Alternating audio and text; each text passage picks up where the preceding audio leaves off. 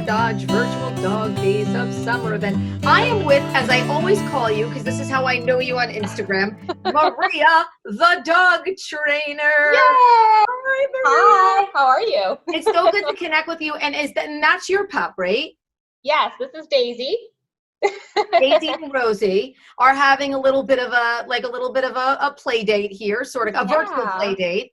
Yes, virtual play date. Look, I've wanted to have a trainer on this feature. We need a trainer on this feature. There's just so many questions. So I thought maybe we would do kind of an ongoing thing, if you don't mind. And maybe you'll check in with us again and again and again, because now is a very different time for people.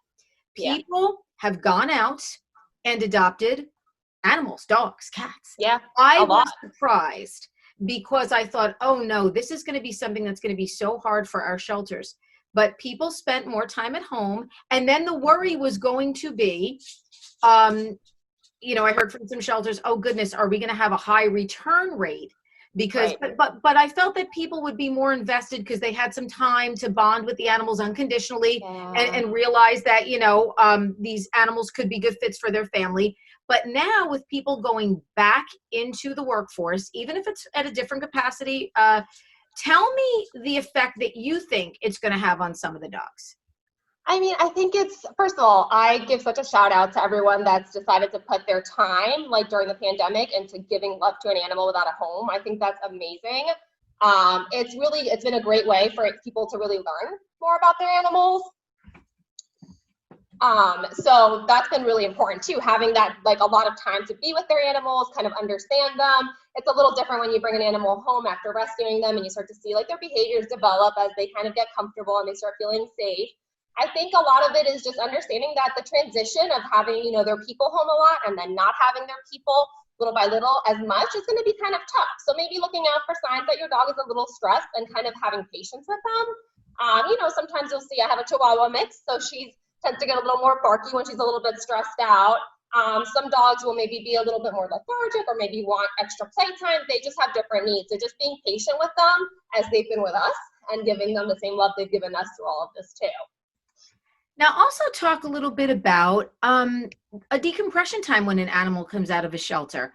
I think sometimes people feel that you get your new animal home and all of a sudden they're going to sleep all night. They're going to go out and make friends with every dog in the neighborhood.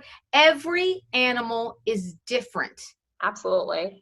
What is it like when an animal leaves, if people are looking to adopt an animal, a shelter, and how long would you say it takes an animal to decompress and just sort of get into a little bit of a sigh? I feel safe now. This is my home now. Yep. I think it definitely varies. It can vary on the age of the animal. It can vary on if they've had a lot of transitions, all of those different things.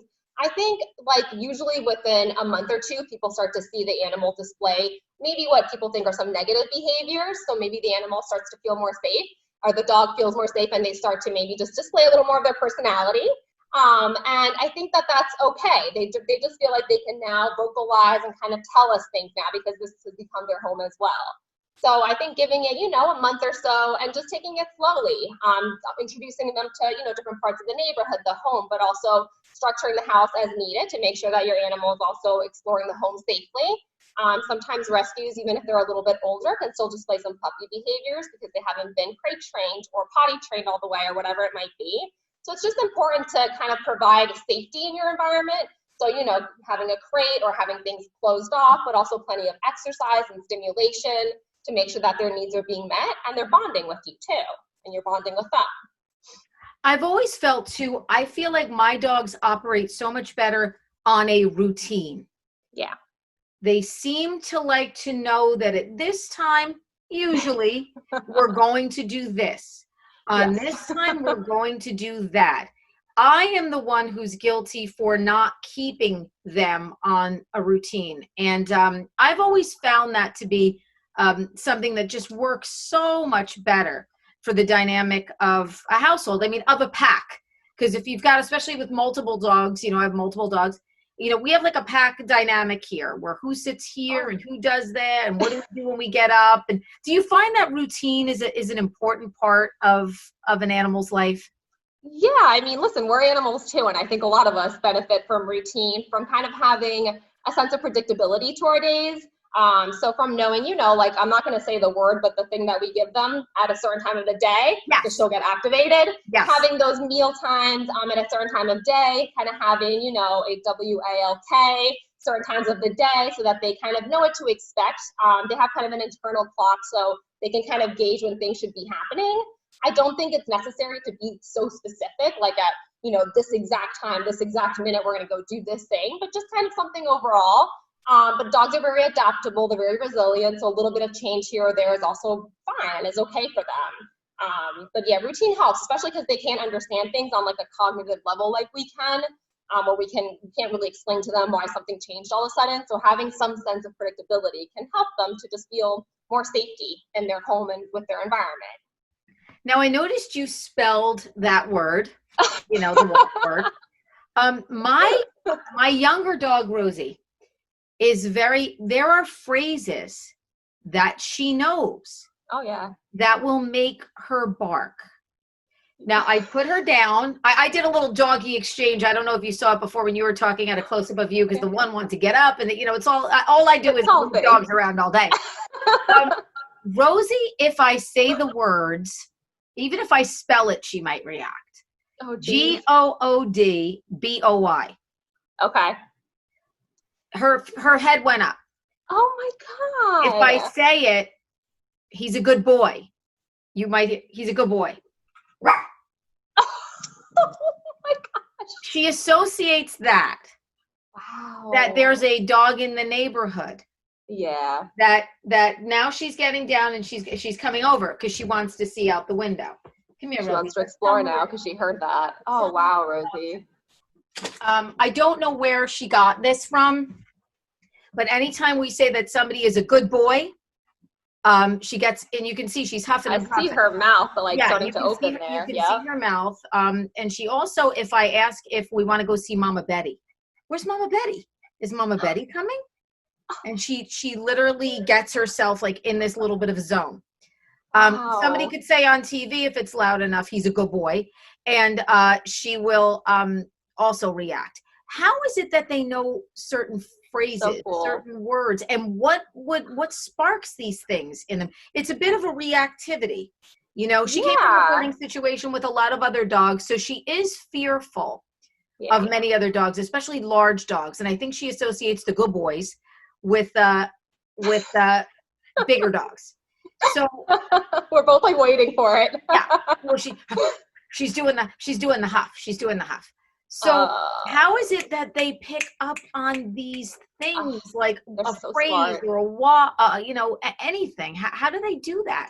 They're incredible. Like dogs are, the way they make connections is, I love it. It's awesome because they hear certain things. So I'm not sure if this was the situation with her, but it's possible that when she's feeling a little nervous on the leash, maybe on a WALK, and maybe there's another dog approaching. I'm not sure if you in the past ever used, that word, it's a good boy, to kind of let her know that it's an okay or a safe situation. Yes, I have. And I think that's kind of where I would say, it's okay, don't worry, he's a good boy. Yeah. And she does not necessarily like that phrase she's associated it with those. She's actually made it's almost like a visceral reaction or a visceral connection with like that phrase, meaning that there's another dog and that may trigger some of the barking. And it's crazy. Our bodies, just like theirs, just make those connections stay within you, and they start to associate certain phrases with certain things, certain actions, because they have great ability to make connections. It's just not always the connections that we think they're making. So we might be trying to comfort, or we might be trying to say something else, and they're making a very different connection than what we think. And I think that's why it's hard sometimes to establish communication with our dogs, because the way that they make connections sometimes is a little bit differently than what we're expecting, if that makes sense. It does. But that's a great example of how brilliant she is, that she just made a connection from her circumstances. You're really smart, Rosie. Oh, kisses.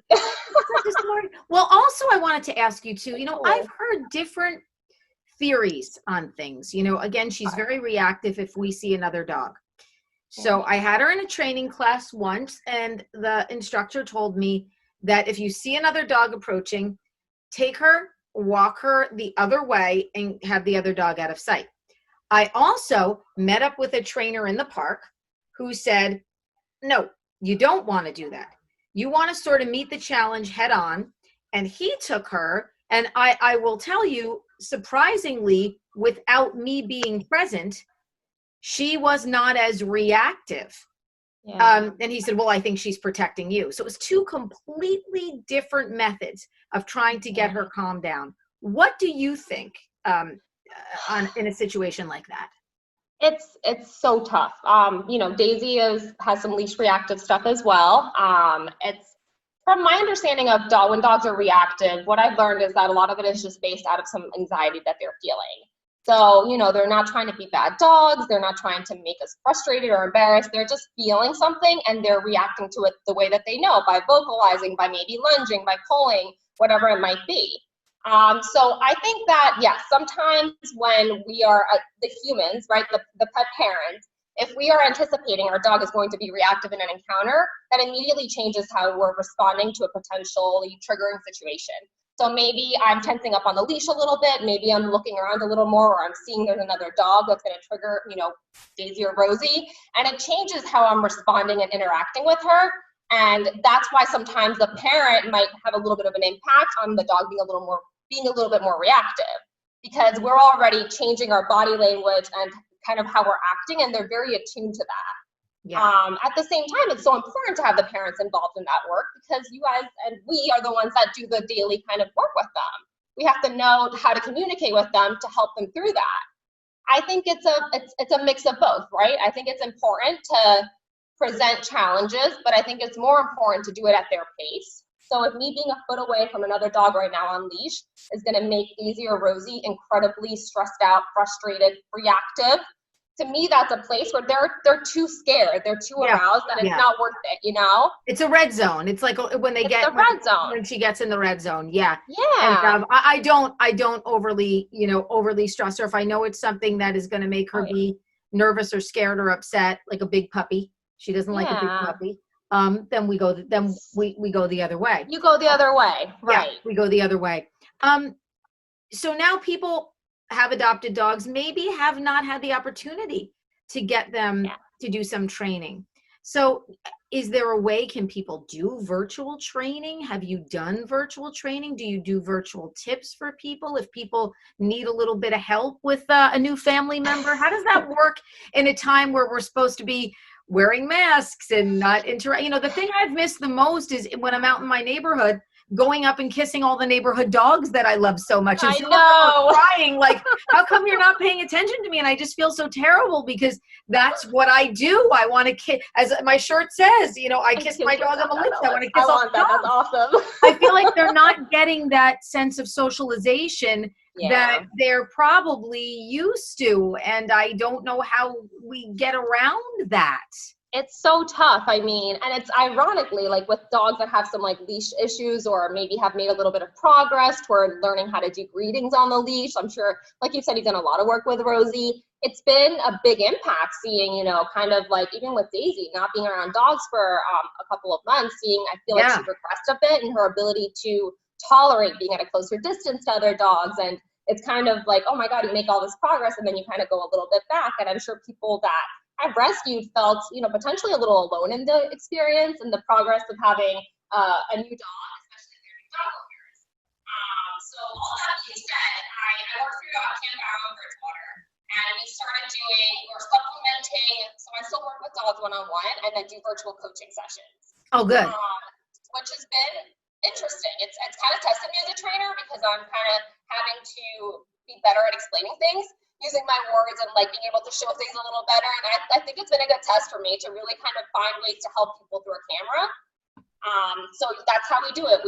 I just do virtual coaching like this, and we can talk about potty training, nipping, you know, if you're having a specific kind of difficulty. But I've also used Daisy as my demo dog, and just tried to show doing actual training, like actual commands and stuff like that. Yeah. I love that. Everybody has to figure out ways to reinvent the wheel these days, whether it's artists that zoom in with us and do a performance, or, you know, we're all figuring out kind of ways navigating this. Now, some listeners knew I was going to have you on. I have a few basic listener questions that I thought I would ask you, because these are, pretty basic. And I think that they could help, a lot of people. We talked a little bit. Tim in Denville wanted to know about barking on leash only. He said, my dog never barks when at the dog park, doesn't bark at the front door. But when I have the dog in the neighborhood on the leash, the dog is always barking. It's a little bit embarrassing. Yeah. Why would my dog bark on the leash? And what can I do to, quell that behavior a little bit? Yeah, I mean, hi, Tim. Barking on the leash is a subject Terry and I both are very familiar with. Very. I think people see me, they go the other way. They're like, here comes Terry and Rosie, let's go the other way. I get it. I'm there. I've done a few of those too. Like, just turn around. I don't, it is embarrassing. Our dogs love to embarrass us. No, but all joking aside, I think that what is most important is to have a foundation of communication and training with your dog so that they understand different things. They understand when we're turning around, they understand how to come back to us. I like to really practice something called hand target, where they learn to target our hands, make physical contact with us, and it forces them to look away from whatever might be triggering them in that moment. So I think it's just about developing different skills while also understanding that it could be sometimes the leash itself just causes dogs some anxiety. So it's kind of about working at it at a higher level then, really figuring out how to desensitize them to whatever is causing it with the leash. And that gets a little more complicated. But as a first thing I would say, and having a dog that barks on the leash, teaching commands to teach your dog how to keep walking with you, go the other way, or touch your hand and make physical contact with you, bringing really good treats with you to really motivate them, and being okay with the fact that it happens, The dogs are letting us know something is off or feels weird for them. And I think if we don't tense up, I notice when I have her more tense on the leash, she can be more in a red zone. When the leash is looser for me and I feel looser, her reaction is different. If she sees a biker or a jogger or another dog coming or something, I notice the more I give her on the leash, certainly not a long leash, but just not tension, she seems to feel a little more relaxed with that. So Tara in Bedminster wants to know a little bit about dog parks. And she said, is there something that I can do to pick up on potential aggressive behavior? She said she's very nervous about her dogs meeting some other dogs in the dog park, not for her dog so much, but she's just not sure. And her dog enjoys going to the dog park. Is there some kind of body language, something that I can pick up on where maybe then I can go and leash the dog and get the dog out of and get out. Situation? Yeah. I think, Tara, that's a great question. With dog parks, there's a couple things. I always take a look at not only the dogs, but the people that are there. You want to make sure people are watching their dogs. So I get a little worried when people are talking too much and not really seeing what's going on. That to me is a human red flag for dog parks, to be honest. The other thing is with, it's good if you go in prepared. So really having a good recall with your dog where they will learn, they know to come back to you. You can have an emergency recall word or something specific for more stimulating situations, but something where they know when mom or dad says this, I have to go back to them, right? That's really important too. And just dogs in general, when they're playing, they're loose and they're having fun. They're kind of just like all like loose and play bows, like where the butt goes in the air. They tend to sniff butts as greeting. So if you see a dog kind of come toward your dog very straight on, kind of face to face, or if you see hackles where the hair is raised on the back, those are some visual signs that potentially something may not be totally right, but it's all dependent on context and the dog as a whole as well. And I think our voices too. I think if you have that recall word, making sure that you say it in a really friendly manner as opposed to like a doom and gloom manner, it's very, very important. I notice when if I get tense, she gets tense and she's not going to listen. She's going to go somewhere else. Whereas if I'm, hey, come on. She's all. It's worth it. She's like, I'm excited. She's up in my grill. I love this question. And this question comes in from a gentleman named Don who wanted to know about an old dog learning new tricks. And he's like, I would love to help one of the senior dogs in a shelter. Can you tell me, are we able to train older dogs to, I don't know if he's necessarily talking about like tricks, but I guess just to have, a behavior of being an obedient dog if maybe they didn't have that kind of a past and they're, over 5 or 6 or 7 years old. Yeah, I think that's a great question. It's really funny because I think the general idea is that puppies or really young dogs can learn a lot faster. But I think in all reality, dogs that have had some life experience and have had, you know, years of kind of living and have that wisdom in a way, have already learned to problem solve. They've learned to learn. They've learned to live. They've learned to cope, right? They've learned to be resilient because of that lifespan time, right? So I think dogs that actually are a little older are incredibly capable of learning. They tend to get frustrated less quickly, and they tend to pick up things even faster sometimes. So 100%, I would encourage you to rescue an older dog and teach it some stuff. I always say that too. Rescuing an older dog is so great. You can get through that puppy training, even if you do have to do some housebreaking. It's a shorter period of time. Yes. And you know, they kind of already, you can get a lot of a good basis on what their personality is going to be like based on temperament testing in an animal shelter, or you know, there's just a lot that, you know, sometimes people go, oh, well, you don't know. And I go, no, actually you do know, because they're been interacting with this older dog for a long time, and they can give you, you know, some kind of a little bit of a base history. This has been so incredibly cool. I would love to be able to do like more of these on an ongoing basis, you know, just to have some listener questions and stuff. I also would like to have people be able to find you and contact you. Now, you and me are friends on Instagram, so I see most of what you do on Instagram and Facebook too. But if people want to get in touch with you, Maria, how can they find you? So Maria the Dog Trainer is my Instagram, and mariathedogtrainer@gmail.com is my email. So nice and simple. Maria the Dog Trainer. And I know you've done a lot of work with shelter dogs, you know, and again, reiterating, and that's why we're doing this whole virtual event. If we were doing it in person, I would have you come out and set up and, you know, do some training demos and stuff. But we also want to reiterate, animals end up in shelters of no fault of their own. Somebody's passed away, or somebody's getting a divorce, or there's an animal hoarding case, or somebody was abused, or, you know, very rarely is it because the dog has such an incredible, incredible behavior problem.